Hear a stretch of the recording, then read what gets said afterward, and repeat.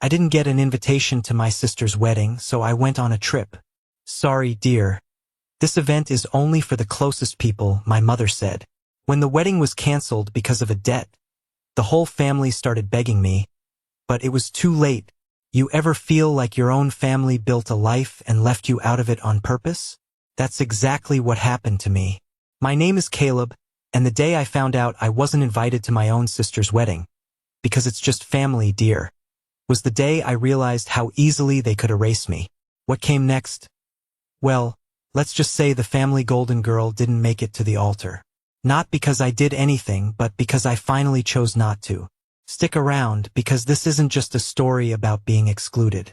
It's about the power of saying no when they only come calling to clean up the mess they made. Now, let's go back to where it all started. You always know when a phone call is going to change everything. It's in the pause before your mother speaks, in the chill behind her words. Mine came on a gray Tuesday morning in Chicago, just as I was shrugging on my jacket for work. The city was still waking up, the sound of traffic a low hum outside my apartment window.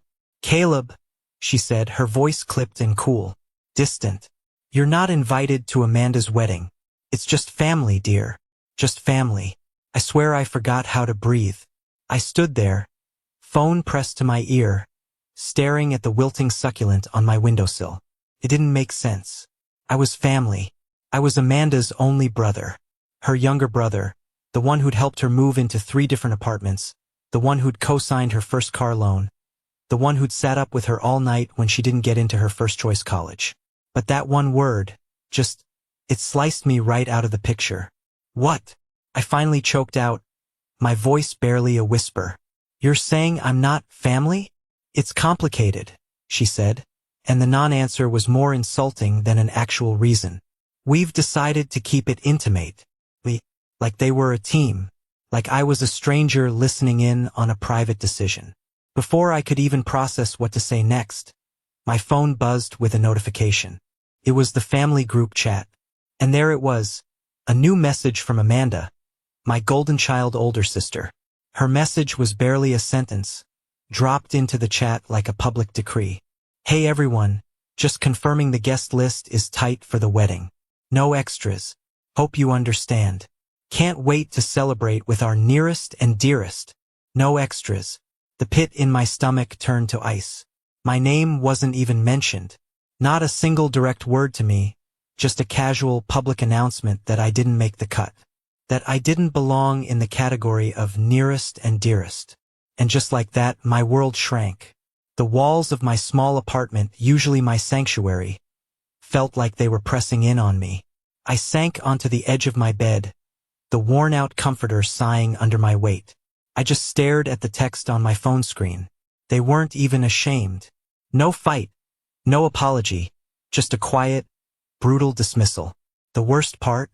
A small, tired part of me almost expected it. You see, I'd always been the quiet one, the afterthought. Amanda got the cheers, the toasts, the spotlight. I got the side glances and the silence. When she graduated with honors, we had a lavish dinner at the most expensive restaurant in town. When I got a major promotion at my graphic design firm last year, my mom forgot to call. Now I was being erased from the biggest day of her life. They were planning a wedding without me. A huge celebration at that grand country club in the suburbs, with fairy lights and a string quartet and champagne flowing like water. I could almost hear the clinking glasses and the soft music. Every cousin, every neighbor, even their pampered little dog would be there. Just not me. Not the brother who was apparently just an extra. I sat there until my coffee went cold, my heart thudding a dull, heavy rhythm in my ears. It wasn't just about the wedding. Not really. It was about a lifetime of being put second. No last. So, I did what any rational man might do when his family casually cuts him out of their lives. I got quiet. I got still. And I started planning. Not revenge. Not yet. Just distance. That night I didn't sleep. I just sat on my couch in the dark, watching the headlights of passing cars sweep across my living room wall. Ghosts of lives I wasn't living. I didn't cry. I didn't punch a pillow. The shock had worn off, leaving behind a cold, hard ache that settled deep in my bones. It was the ache of realization. This wasn't a sudden betrayal. It was just the final, undeniable confirmation of a lifetime of being invisible. My mind kept drifting back. I saw myself at 10 years old, helping Amanda with her science project until 2 a.m., only for her to present it as her own work and get all the credit. I saw myself at 18, putting my own plans for a summer trip on hold to help my parents fix up the house because Amanda had decided, on a whim, to host a massive graduation party there. I was the family handyman, the tech support, the emergency contact, the reliable one, the one you called when something was broken. But I was never the one you called just to celebrate. The memory that stung the most, though, was about my Aunt Beatrice. She was my dad's sister, the only person in the family who ever really saw me. She was an artist, a free spirit who lived in a cluttered little house by the lake and always smelled like turpentine and cinnamon. She'd ruffle my hair and say, "Caleb, honey, don't you let them grind you down. You've got a fire in you they're too blind to see." When she passed away 2 years ago, it felt like the only light in the family had gone out. In her will, she'd left me a small but significant inheritance. It wasn't a fortune, but it was enough to be a safety net, enough to maybe start my own small design business someday. She'd written in the letter that came with it, "This is for your dream, Caleb, not theirs, yours." About 6 months after the funeral, my parents had sat me down in the living room. My dad looked uncomfortable, shifting his weight in his armchair. My mother did the talking, her voice smooth and reasonable. "Caleb, honey," she'd started. "We know you were planning on investing that money from Beatrice's estate, but your father and I have run into a little trouble. Just some unexpected expenses. It's nothing serious, but we were wondering if we could borrow it. Just for a little while. We'll pay you back, with interest, of course. It would be a huge help to us. We're family, after all." I remembered the knot in my stomach. A voice in my head, a voice that sounded a lot like Aunt Beatrice, screamed, "No." But I looked at my parents' anxious faces, and the lifetime of conditioning kicked in.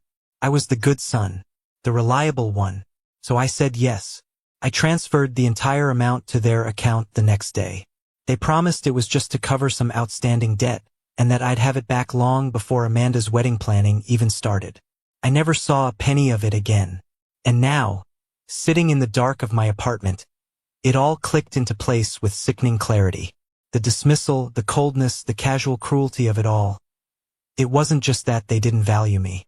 It was that they had already gotten what they needed from me. My aunt's legacy, her final gift meant for my future, had been cashed in to fund theirs. I was no longer useful, so I was disposable. An extra.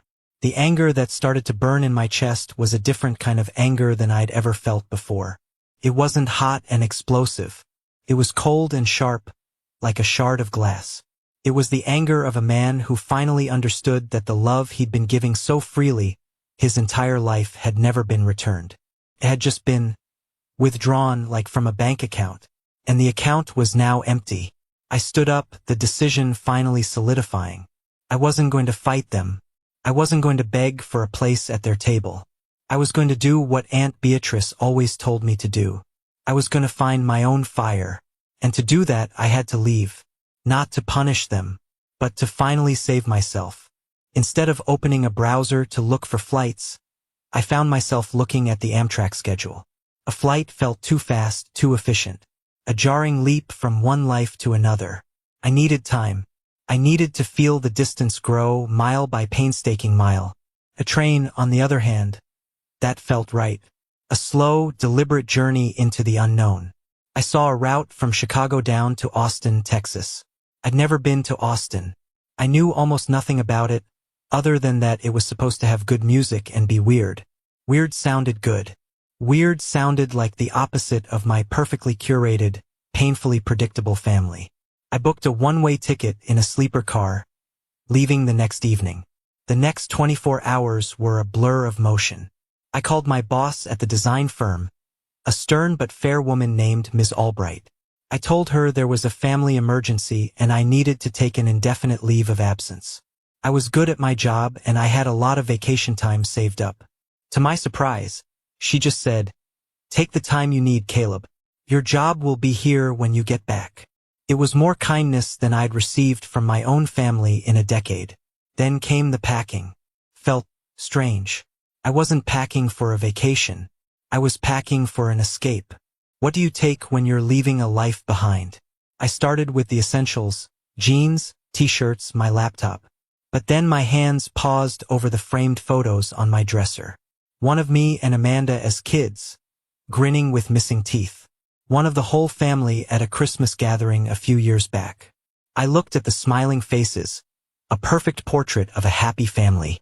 Perfect lie. I took the photos out of their frames, slid them into a manila envelope, and tucked them into the bottom of my suitcase. I didn't know why. I wasn't ready to look at them, but I wasn't ready to throw them away either. The last thing I packed was a small, worn wooden box.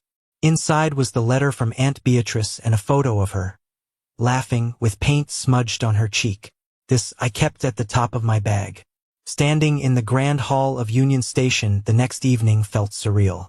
The air buzzed with the energy of 100 different journeys beginning and ending. People were hugging, crying, laughing. I was utterly alone, an anonymous figure in the crowd. And for the first time, that anonymity felt like a shield, not a punishment. As I found my seat on the train, I took out my phone. My thumb hovered over the power button. No new messages. No missed calls. They hadn't even noticed I was gone. I pressed the button, held it down, and watched the screen go black. The finality of it sent a jolt through me. Part terror, part exhilaration. The train pulled out of the station with a low groan, and I watched the Chicago skyline, my home, shrink in the distance until it was just a string of glittering lights. I spent the next 2 days in a strange, peaceful limbo. I ate my meals in the dining car, making small talk with strangers, a retired couple heading to see their grandkids, a young musician on her way to a festival. They didn't know my story, didn't know the weight I was carrying. To them, I was just a man on a train. I read a book, listened to music, and mostly just stared out the window. I watched the flat plains of Illinois give way to the rolling hills of Missouri, then the wide-open spaces of Arkansas. The country was so vast, so full of lives I couldn't even imagine. It made my own family drama feel small, insignificant. As the train rumbled south, I felt the tight knot in my chest begin to loosen, 1 mile at a time. I was heading into the unknown, with no plan and no one waiting for me. And I had never felt more alive. Austin greeted me not with a bang, but with a warm, humid embrace. I stepped off the train feeling stiff and disoriented, the Texas sun bright in my eyes. The city hummed with a different kind of energy than Chicago, slower, more laid back, with an undercurrent of something creative and untamed. I got a taxi and gave the driver the address of a short-term rental I'd found online, a small garage apartment in a quiet neighborhood south of the river. The first few days were a strange mix of freedom and profound loneliness. I unpacked my few belongings, the silence of the small apartment deafening. I'd walk for hours, exploring the quirky shops on South Congress, wandering along the greenbelt that snaked through the city, and eating tacos from food trucks until I thought I'd burst. I was doing all the things I'd never had time for back home, but the quiet moments were hard. In the evenings, I'd sit on the small porch of my apartment, listening to the cicadas buzz, and the weight of what I'd left behind would press down on me. I was free, but I was adrift. About a week in, determined to break out of my shell, I forced myself to go to a local bar that was known for its live music. It was a small, divey place called the Continental Club, packed with people and vibrating with the sound of a blues guitar. I found a spot at the corner of the bar, ordered a beer, and tried to just blend into the background. That's when I met Leo. He slid onto the stool next to me, nodding at the bartender. He was maybe in his 40s, with kind eyes, a scruffy beard, and hands that looked like they knew their way around a block of wood. "They're good, aren't they?" he said, gesturing with his beer bottle toward the stage. His voice was a low, pleasant rumble. "Yeah, they are," I said, surprised at how rusty my own voice sounded. We fell into an easy conversation. He told me he owned a small custom woodworking shop nearby and played guitar in a band on the weekends. He asked what brought me to Austin. I gave him the vague answer I'd been practicing. Just needed a change of scenery. He took a slow sip of his beer and looked at me, not with pity, but with a quiet understanding. Austin's a good place for that, he said. It's a city that's good at letting you start over. He didn't push for details. He didn't pry. He just accepted my answer, and in that moment, I felt a small sliver of the tension in my shoulders release. We talked for the rest of the night about music, about the pros and cons of different types of wood finish, about the ridiculous price of rent in the city. It was the first real conversation I'd had in a week. As the bar was closing, he scribbled something on a napkin. "Hey, a few of us are having a barbecue at my place on Saturday. Nothing fancy, just burgers and bad jokes. You should come." He slid the napkin across the bar. It had an address and a crudely drawn map on it. For a second, the old Caleb wanted to say no. The voice in my head, the one that sounded like my mother, whispered, "Don't impose. You'll be awkward. You don't belong." But another voice, a newer, quieter one, whispered back, "Say yes, just this once." "I'd like that," I said. "Thanks." On Saturday, I stood outside his house, a modest bungalow with a sprawling oak tree in the front yard, clutching a six-pack of beer like it was a shield. I almost turned around and left. But then the front door swung open, and Leo waved me in with a big grin. The backyard was full of people. A wonderfully motley crew of artists, musicians, and craftsmen. Music was playing from a portable speaker, and the air smelled like grilled meat and freshly cut grass. No one asked me what I did for a living or where I went to college. They just asked my name, handed me a plate, and included me in their conversations. Leo introduced me simply as Caleb, my new buddy. Not the guy from Chicago. Not the guy who looks like he's running from something. Just Caleb. I talked to a woman who made pottery, a guy who restored vintage motorcycles, and a couple who ran a small organic farm. I laughed more than I had in months. For a few hours, I wasn't the invisible brother or the disappointing son. I was just a guy at a barbecue on a sunny Texas afternoon. As I drove back to my little apartment that night, I realized something profound. These strangers had shown me more genuine warmth and acceptance in a single afternoon than my own family had in years. And maybe, just maybe, I was starting to build a new life, whether I'd intended to or not. After that barbecue, something shifted in me. I started to feel less like a man in hiding and more like a man exploring. Leo and I started hanging out regularly. He'd show me around his workshop, the air thick with the scent of sawdust and varnish. I'd always had a knack for drawing and design, and I found myself fascinated by the process of turning a raw piece of wood into something beautiful and functional. In return, I helped him design a new logo for his business. It felt good to be creating something again, to be useful in a way that was appreciated.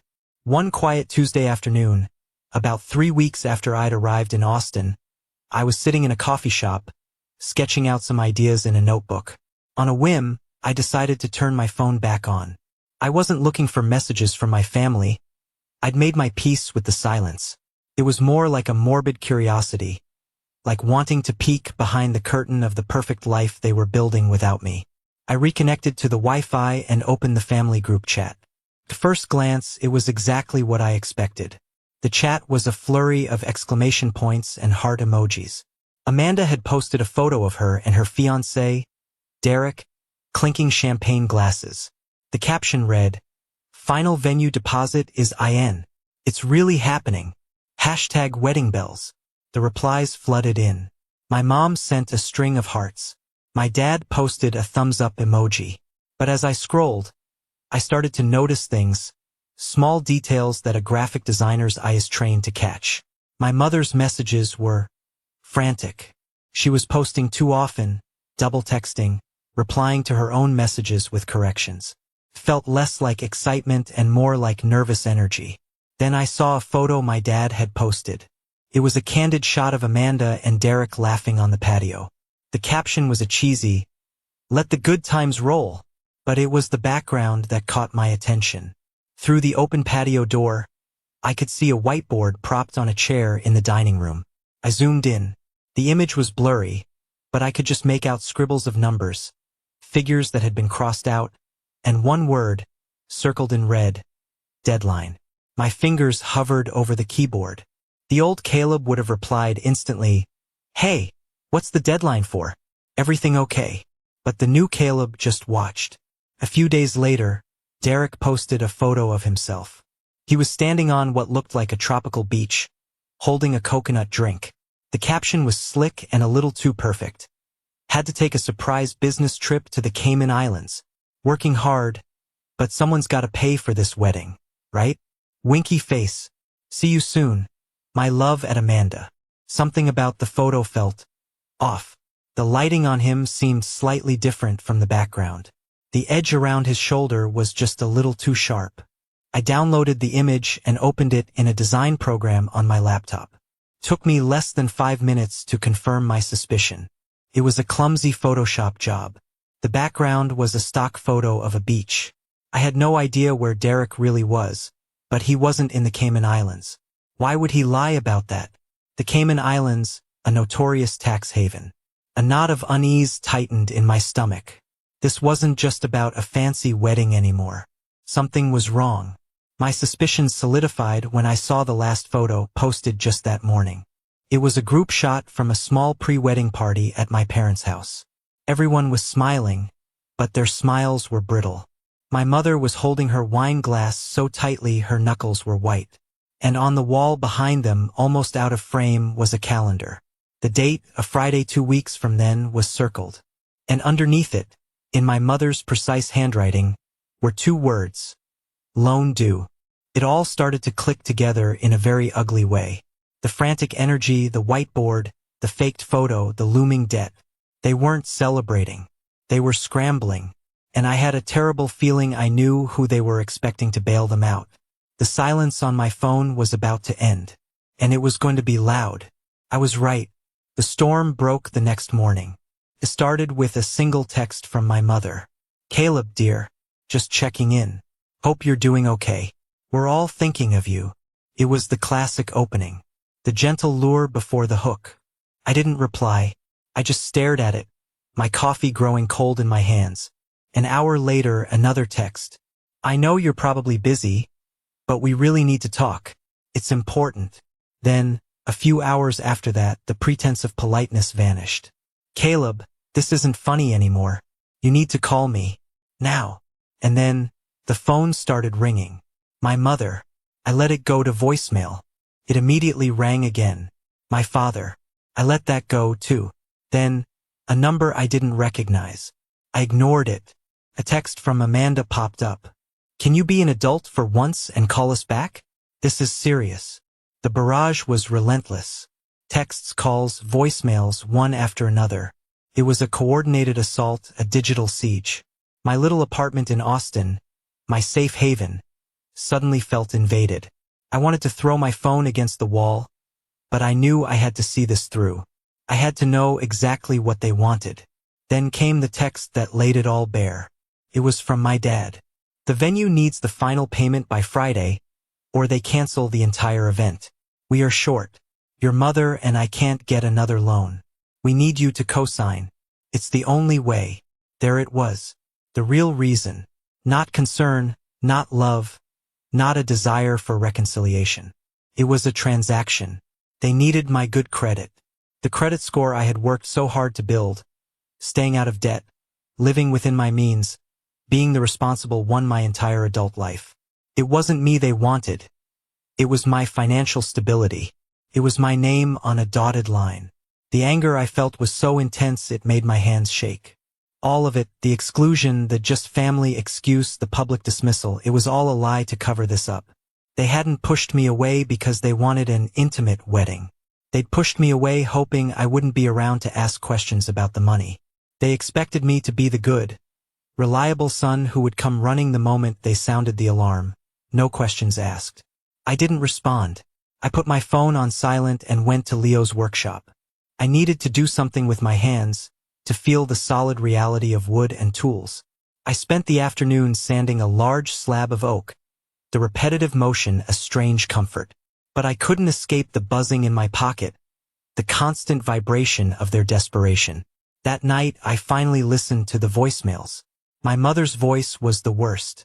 It went from sweet to sharp in seconds. Voicemail 1. Caleb, darling, it's your mother. We're just trying to figure things out for the wedding. It's not fair for you to disappear like this. We've always supported you. Voicemail 2. Okay. I don't know what game you're playing, but it needs to stop. Your sister's happiness is on the line here. It's one signature. You have the best credit in the family. The bank already flagged the application without you on it. And then my father's. His voice was low, edged with a disappointment I knew was completely manufactured. I know you're upset about the wedding stuff, but this is your family, Caleb. We need you. Amanda needs you. We'll make it up to you, I promise. But right now, we need that signature. I stared out my window at the Austin night. The city was alive with lights and music. A world away from the suffocating drama they were trying to pull me back into. They'd spent a lifetime making me feel small and invisible. But now, in my absence, I had all the power. And for the first time in my life, I was going to use it, by doing nothing at all. I sipped my beer slowly and deleted every voicemail, one by one. I didn't answer the texts. I didn't return the calls. I was finally subtracting myself from their equation. And that kind of math felt like freedom. The next 2 days were a masterclass in emotional manipulation. They tried everything. Guilt, anger, feigned concern. Amanda sent me a picture of her crying, mascara running down her cheeks with the caption, "Is this what you want?" My father sent a long, rambling text about family duty and how disappointed my grandparents would be. It was all noise. I had built a wall around myself, and their words just bounced off it. I was at Leo's workshop, helping him install some new shelves, when my phone buzzed with a notification. It wasn't a call or a text, but a voicemail from a number I recognized. My cousin, Sarah. That was odd. Sarah and I were friendly, but we rarely talked on the phone. I stepped outside into the alley behind the workshop, the smell of sawdust and grilled meat from a nearby restaurant hanging in the air. I pressed play, but it wasn't Sarah's voice. It was my mother's. She was frantic, her voice high-pitched with panic. She must have been trying to call my father, whose name is Richard, and accidentally dialed Sarah instead, leaving a long, rambling voicemail on her machine. Sarah, bless her heart, must have realized what it was and forwarded it to me immediately. Richard, I don't know what to do. He's not answering. Sarah just called asking if everything was okay because Amanda seemed so stressed. And I had to lie to her. I had to lie to my own niece. There was a pause, a shaky breath. If he doesn't call back today, we'll have to tell the venue we can't make the payment. Derek is getting suspicious. He keeps asking to see the bank statements. Her voice dropped to a conspiratorial whisper, and this was the part that made the blood in my veins run cold. Richard, what are we going to do? The money from Beatrice's inheritance. It's all gone. Every last cent. We used it for the deposit and all the vendors. I told you this was too much. I told you we couldn't afford this lifestyle Derek is used to. If Caleb doesn't co-sign this new loan, it's not just the wedding that's gone. It's everything. Derek will find out we're broke. He'll find out we spent Caleb's money. He'll leave her, Richard. He'll leave her and we'll lose the house. This wasn't supposed to happen. Caleb was supposed to just sign. He always does. The phone slipped from my hand and clattered onto the pavement. I leaned against the brick wall, my legs suddenly weak. It wasn't a loan. They hadn't borrowed my inheritance. They had spent it, stolen it. They had taken the one thing my beloved aunt had left just for me, her legacy, my future, and they had burned it on a pyre of floral arrangements and champagne fountains for my sister's sham wedding. The new loan they were so desperate for me to sign wasn't just to pay for the rest of the wedding. It was to cover up their crime. They needed new money to plug the hole left by my money. They were trying to make me the victim and accomplice in their own fraud. The cold anger I'd been feeling for weeks was suddenly white-hot. This went beyond being excluded or unloved. This was a betrayal so profound, so calculated, that it felt like it had ripped a hole in the fabric of my reality. They hadn't just erased me from a wedding. They had tried to erase my future. I picked up my phone. my hand steady now with a terrible, newfound clarity. I thought about calling them back. I thought about screaming, about demanding, about threatening them with a lawyer. But I didn't, because I realized, in that moment, that the worst thing I could possibly do to them was exactly what I was already doing. Nothing. Their carefully constructed house of cards was teetering on the edge of collapse. And I was about to let it fall. The silence from my end was absolute. And in that silence, their world came crashing down. I didn't have to do anything. I just had to sit back and watch the inevitable happen. I followed the fallout, not with satisfaction, but with the detached interest of someone watching the final act of a tragedy they already knew the ending to. The first domino fell on Friday, the day the final payment for the venue was due. That evening, a new message appeared in the group chat. It wasn't from my parents or Amanda. It was from an aunt, who posted a screenshot of a public Facebook post from the country club. Due to a last-minute cancellation, our grand ballroom is now available on Saturday, October 25th. Please contact our event coordinator for booking inquiries. It was Amanda's wedding date. The cancellation was official, and it was public. The chat, which had been buzzing with their frantic, one-sided messages to me, went completely silent. It was a digital tombstone. The next day, the real chaos began. My cousin Sarah, who had become my reluctant informant, texted me directly. "Caleb, I don't know what's going on, but it's bad. Uncle Richard called Dad this morning, asking for money. A lot of money. Dad said no. Then I saw on Instagram that all of Derek's groomsmen have canceled their hotel rooms. But the final, spectacular implosion came from Amanda herself. Her Instagram, once a curated shrine to her perfect life with her perfect fiancé, became a war zone. Derek had apparently vanished, blocked her on all platforms, disappeared without a word. In her grief and fury, Amanda posted a long, rambling story, accusing Derek of being a con artist, a fraud who had taken advantage of her and her family. It was a bold, if foolish, move, because Derek, it turned out, wasn't the type to go quietly. One of his cousins, who was apparently tired of the family drama, slid into the comments section of a local wedding blog that had picked up the story. The comment was brutal. "Just to be clear, my cousin Derek left because he found out his wealthy fiancé's family was completely bankrupt. They had maxed out every credit card and taken out secret loans to pay for the wedding. They even stole her brother's inheritance money. Derek isn't a con artist. He just has better sense than to marry into a family of liars and thieves." The comment was a nuclear bomb. It was screenshotted and shared, spreading through our extended family and social circles like wildfire. The whole sordid story was out. The stolen money, the mountain of debt, the lies. My family wasn't just broke. They were a public spectacle, a cautionary tale whispered about at dinner parties. I was sitting on my porch, sipping a cold beer, when I read that comment. A part of me should have felt a vindictive thrill. A part of me should have felt joy at their public humiliation. But I didn't. I just felt tired and empty. This wasn't a victory. It was just the sad, pathetic end to a story that had been written long before I left Chicago. Later that evening, Sarah texted me one last time. "They're losing the house, Caleb. The bank is foreclosing. Dad said Mom and Dad are blaming you for everything. For not signing the loan. For not being there to fix it." I read the message and took a long sip of my beer. Let them blame me. Let them scream my name into the void. It didn't matter anymore. They had built their gilded cage, and now they were trapped inside it. I, on the other hand, was free. I turned my phone off, leaned my head back, and listened to the sound of the Austin nightlife starting to wake up. It was the sound of my life, a life that was finally completely my own.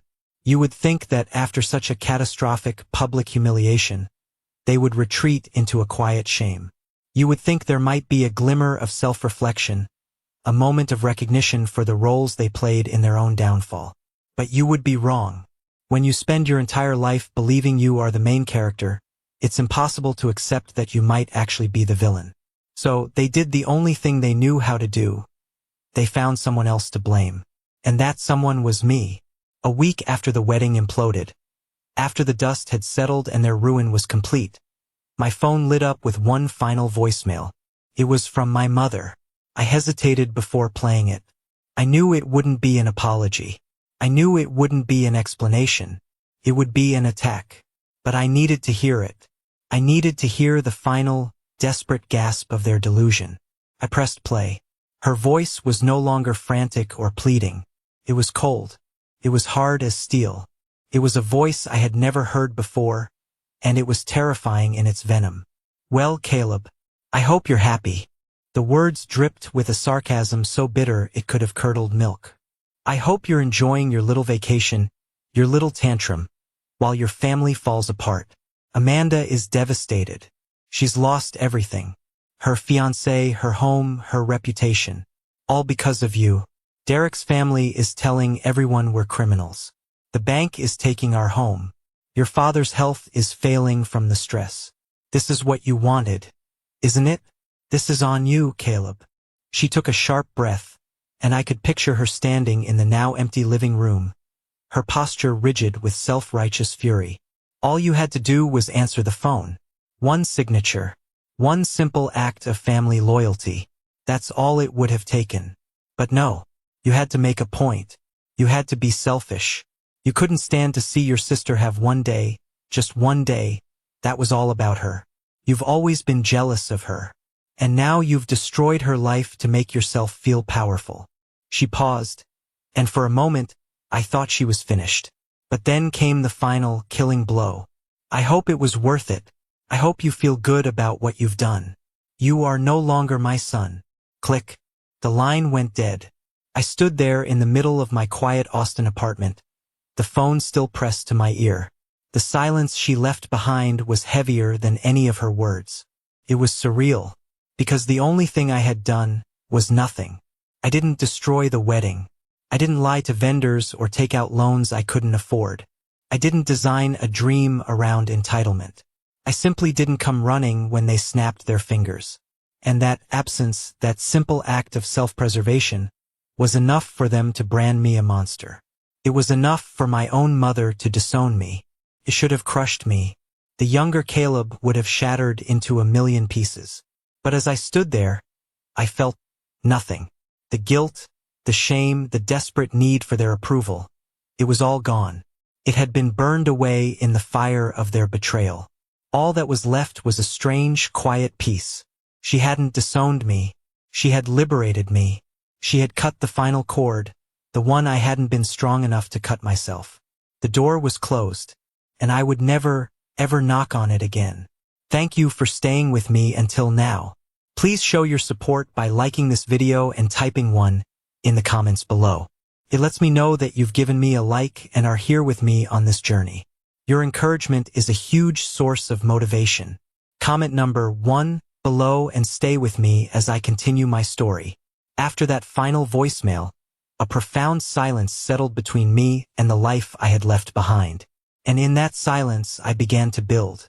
The anger and the hurt didn't just disappear overnight, but I decided I couldn't let them be the foundation of my new life.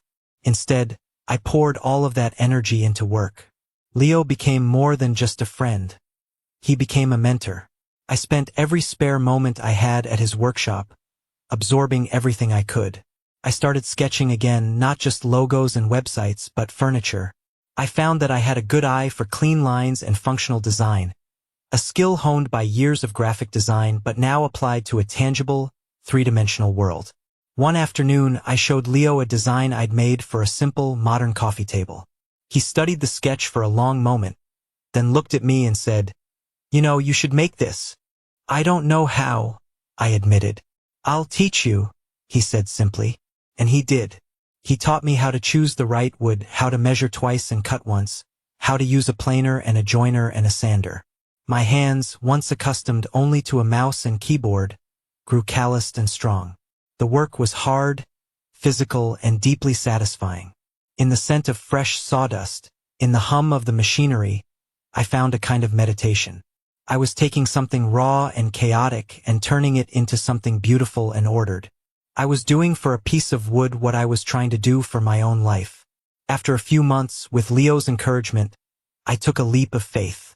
I took the small amount of savings I had left and rented a tiny corner of a shared workshop space. I bought a few second-hand tools and officially started my own small business. I built that coffee table from my sketch, then a set of bookshelves, then a dining table. I created a simple website to showcase my work, using the design skills I already had. I'll never forget my first sale. It was to a young couple who had just bought their first home. They saw a photo of the coffee table online and came to the workshop to see it. They walked around it, ran their hands over the smooth, oiled surface of the walnut, and their eyes lit up. "It's perfect," the woman said. "It's exactly what we've been looking for." The feeling of seeing something I had created with my own two hands go into someone's home, to become a part of their life. It was a feeling I had never experienced before. It was 1,000 times more satisfying than any hollow praise I had ever received from my family. My little business started to grow, slowly at first, then all at once. Word of mouth spread. An Austin design blog featured one of my pieces. Orders started coming in faster than I could keep up. I was working 12-hour days, exhausted but exhilarated. For the first time in my life, I was building something that was entirely mine. My worth wasn't being determined by my usefulness to others. It was being forged by my own creativity and hard work. I was no longer the afterthought, the invisible man. I was Caleb, the furniture maker, and I was just getting started. A little over a year had passed since I'd left Chicago. My life in Austin had taken root in ways I never could have imagined. My furniture business was thriving. I'd even hired my first part-time employee to help with sanding and finishing. The little garage apartment felt too small, and I was in the process of looking for a place of my own, maybe even a small house with a yard. The ghosts of my past life had faded, becoming distant, muffled echoes. But there was one last piece of unfinished business. My apartment in Chicago. I had been subletting it to a friend of a friend, but the lease was finally up. I needed to go back, clear out my remaining belongings, and officially close that chapter. The thought of returning filled me with a low hum of anxiety, but I knew I had to do it. I flew back on a Tuesday, planning to be in and out in less than 48 hours. I didn't tell anyone I was coming. I had no intention of seeing my family.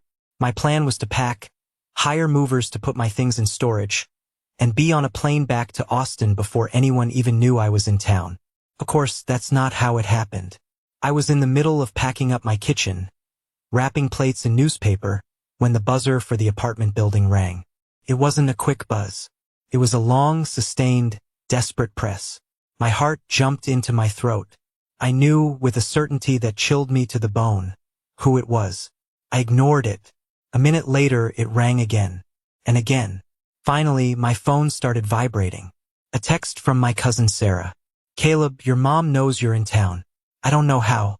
She's on her way to your apartment with your dad and Amanda. I'm so sorry." My first instinct was to run, to lock the door and pretend I wasn't there. But then a strange calm settled over me. No, I wasn't that person anymore. I wasn't going to hide. I finished wrapping the plate in my hand, placed it carefully in the box, and waited. The knock on the door was timid at first, then more insistent. I took a deep breath, walked to the door, and opened it. The three of them stood there in the drab hallway, looking smaller and more worn out than I remembered. My father had lost weight, his suit hanging off his shoulders. My mother's face was etched with lines of stress that weren't there before. And Amanda looked defeated. The polished, golden girl glow was gone, replaced by a dull, tired resentment. For a long moment, no one spoke. They just stared at me, as if they were looking at a ghost. My mother was the first to find her voice. She wrung her hands, clutching her purse like a lifeline. "Caleb," she began, her voice trembling slightly. We made mistakes. Terrible ones. I thought I was doing what was best for the family." My father cleared his throat. "We were wrong, son. We should have never put you in that position." Amanda just stared at the floor, silent. I said nothing. I just stood there, leaning against the doorframe, and waited. Then came the real reason they were there. It always came, eventually. "The thing is, Caleb," my mother continued, her voice dropping, We're still in a lot of trouble. The debt. It's worse than we admitted. Your father's pension is gone. We were just wondering, now that you're doing so well, if you could consider helping us. Just a small loan to get us back on our feet. And there it was. The apology was just a preface to the ask. Some things never change. I looked at their faces, a mixture of shame and hope, and I felt nothing. Not anger, not pity. Just a profound and final sense of disconnect. They were strangers to me now, relics from a life I no longer lived. I didn't say a word. I simply stepped back from the doorway. For a split second, a flicker of hope lit up their eyes. They thought I was letting them in. But instead, I reached for the door. I looked each of them in the eye one last time, and then I gently closed the door in their faces. I didn't slam it. It was a soft, quiet click. The sound of an ending. I heard my mother let out a small, wounded gasp on the other side. I turned the deadbolt, leaned my forehead against the cool wood of the door, and closed my eyes. It was over. Leaving Chicago for the second time felt completely different from the first. There was no fear, no frantic escape. This time it was a calm, deliberate departure. As the plane took off, I didn't look back. I looked forward, toward the life I had built for myself. A life forged not from obligation, but from passion and purpose. Returning to Austin felt like coming home. The warm air, the vibrant energy of the city, the familiar face of Leo waiting for me at the airport. It all wrapped around me like a comforting blanket. I told him what had happened, how my family had shown up, how I had closed the door. He didn't say much, just clapped me on the shoulder and said, "Good for you, man. You did the right thing." And I knew he was right. The months that followed were some of the best of my life. I finally moved out of the garage apartment and bought a small house in a quiet neighborhood, with a big backyard and a detached garage that I immediately started converting into my own personal workshop. My business, which I had officially named Beatrice's Legacy Woodworking, continued to grow. I hired another full-time employee and started taking on larger, more ambitious commissions. My pieces were getting noticed, featured in more design magazines and blogs.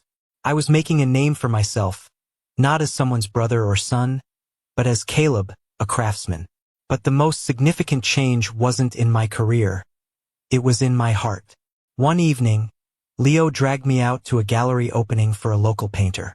And that's where I met Maya. She was the artist, a vibrant, funny, and incredibly talented woman with paint splatters on her jeans and a laugh that could fill a room. We started talking and didn't stop all night. Our relationship was everything my past relationships and my family dynamic had not been. It was built on mutual respect, honesty, and support. She celebrated my successes as if they were her own, and I did the same for her. When I had a bad day, she didn't try to fix it. She just sat with me. She saw me, the real me, and loved me for it. A year later, we moved in together, her colorful canvases filling the walls of the little house I had bought, making it feel even more like a home. One afternoon, I received a long email from my cousin Sarah. It was the first I'd heard from anyone in the family since that day in the hallway. She told me she was getting married and wanted to let me know, but she understood if I didn't want to be involved. Tucked at the end of the email was an update. It was brief and to the point. "I know you probably don't care," she wrote, "but I thought you should know. Your parents finally lost the house. They're renting a small apartment across town. And Amanda, she's divorced. It turned out Derek was involved in some shady business deals, and he left her with a mountain of legal bills. She had to declare bankruptcy." I read the email and I waited for a feeling to hit me. Sadness, anger, maybe even a little bit of satisfaction. But nothing came. It was like reading a news story about people I used to know a long time ago. Their lives, their dramas, their consequences. They had nothing to do with me anymore. I wrote back to Sarah, congratulating her on her wedding and politely declining the invitation, wishing her all the best. Then I closed my laptop, walked out into my workshop, and got back to work, the familiar scent of cedar and sawdust filling the air. I was home. I never sought out news about my family, but sometimes it found its way to me anyway, like driftwood washing up on a shore. Through the occasional cautious email from Sarah, I pieced together the slow, grinding reality of their new lives. The picture she painted was bleak. My parents, who had once lived in a sprawling suburban house filled with things they couldn't afford, were now crammed into a small, two-bedroom apartment in a rundown complex by the expressway. The constant rumble of traffic was the new soundtrack to their lives. The grand furniture they had been so proud of had been sold off for pennies on the dollar to pay legal fees. All that was left were the dregs, the cheap replacements that served as a constant reminder of how far they had fallen. According to Sarah, they had become bitter, isolated people. My father, whose identity had been so tied to providing a certain lifestyle, had shriveled. He spent most of his days watching television, his health declining rapidly from the stress and inactivity. My mother, once the queen of her social circle, now rarely left the apartment. She had lost all her fair-weather friends when the money disappeared. What was most telling, Sarah wrote, was that they never once took responsibility for their actions. In their minds, they were the victims. They were victims of a bad economy, victims of a deceitful son-in-law, and most of all, victims of their ungrateful son who had abandoned them in their time of need. They had learned nothing. Their narrative was set in stone, and they would cling to it until the very end. They never mentioned the inheritance money again. It was as if it had never existed. They had rewritten their own history to absolve themselves of their greatest sin. The relationship between them and Amanda had also fractured. The shared crisis didn't bring them closer. It just created a toxic feedback loop of blame and resentment. They blamed her for choosing Derek, for being so demanding, for pushing them into financial ruin. She, in turn, blamed them for their poor financial planning and for not being able to provide the life she felt she was entitled to. The family unit I had once desperately wanted to be a part of had curdled into a miserable trio of resentful roommates, trapped together by their shared failure. I didn't rejoice in this news. There was no sense of victory. It was just sad. It was the logical conclusion of a life built on a foundation of image over substance, of entitlement over integrity. They had chased a fantasy, and when it evaporated, they had nothing real to fall back on. Not financial security, not honest relationships, not even their own self-respect. They had sown the wind, and now they were reaping the whirlwind. Their punishment wasn't some grand, dramatic event. It was the slow, quiet, day-in and day-out misery of living with the consequences of their own choices. And there was no one left to bail them out. The story of Amanda's fall was perhaps the most dramatic. She had built her entire identity around being the golden child, the successful one, the one who was destined for a life of luxury and ease. When that life was snatched away, she had nothing left. Her divorce from Derek had been a messy, public affair.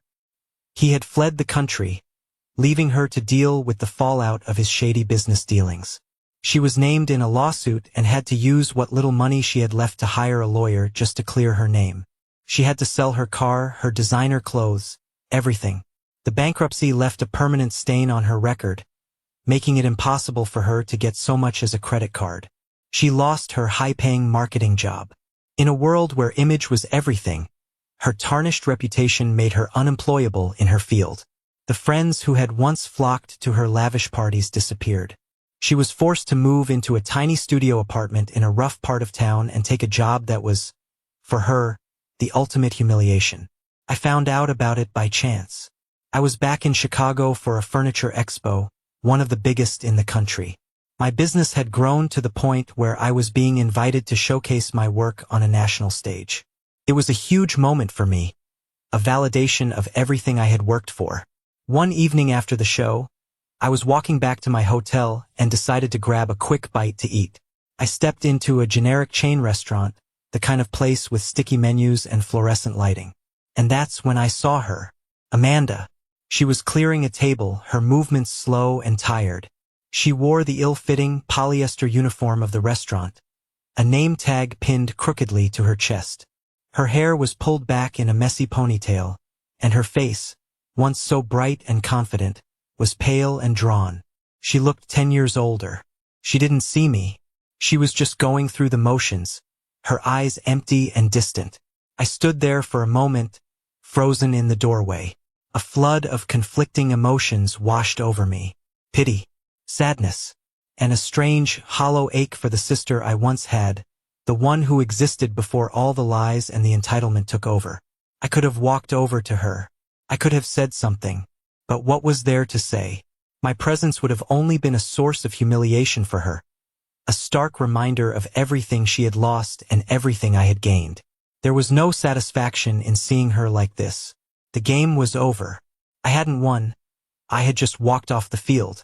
So I turned around and quietly walked out of the restaurant. I didn't feel triumphant. I didn't feel like I'd gotten my revenge. I just felt done. The story was finally over. The final chapter had been written not by me, but by the unsparing logic of cause and effect. I walked back to my hotel under the bright city lights. The next day, I would go back to the expo, back to my work, back to my life. I would go back to Maya, to Leo, to my home in Austin. I would go back to the life I had built with my own 2 hands. A life of substance and integrity. A life my Aunt Beatrice would have been proud of. The past was a ghost, and I was finally letting it go. Thank you so much for listening to my story. It wasn't easy to share, but your support means the world to me. Have you ever had to make a difficult choice to protect your own peace? I'd love to read about your experiences in the comments below.